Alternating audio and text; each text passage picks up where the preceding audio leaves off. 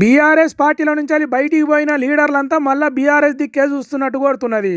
మొన్న ఆరూరు రమేష్ చేతులున్న కమలం వాడిపోతున్నదని సూరుల ఎక్కి కాయిసంతా కారు మీదనే ఉన్నది అన్నట్టు బీఆర్ఎస్ పార్టీలో చేరిండు. ఇగో ఇప్పుడు ఈటల రాజేందర్ సార్ ఏమంటున్నాడో ఒకసారి నుండ్రి. నాకు మీ బాస్ ది గుర్తుకొచ్చింది. వాళ్ళ బాస్ అంటే మా బాస్ కూడా కదా, కేసీఆర్ గారు.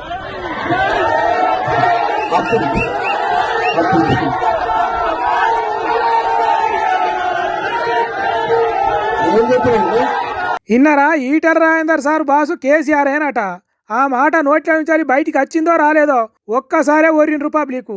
సభ మొత్తం దద్దరిల్లేటట్టు మొత్తుకున్నారు. పాతకాలంలో రాజేందర్ సార్కు కొట్టిన జేజేలు గుర్తుకొచ్చేటట్టు చేసిండ్రు.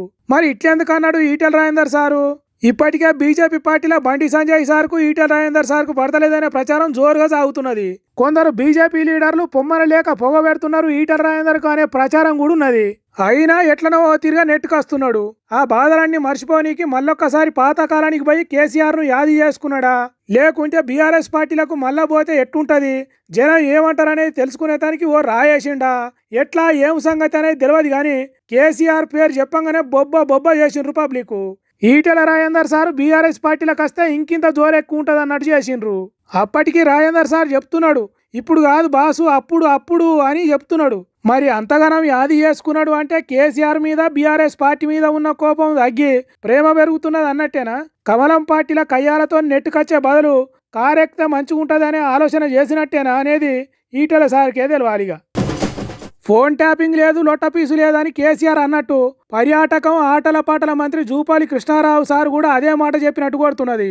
ఫోన్ ట్యాపింగ్ కేసు వాళ్ళ మెడకు చుట్టుకుంటుంది, వీళ్ళు జైలుకు పోతారు, కథం అయిపోయింది, దీపావళికి పెద్ద బాంబు బేలబోతున్నది, సంక్రాంతికి సగం బాంబు బేలుతుందని ఫోన్ ట్యాపింగ్ కేసు మీద లీడర్లు చెప్పిన ముచ్చట్లని ఉద్దర మాటలు అన్నట్టు చెప్పిండు.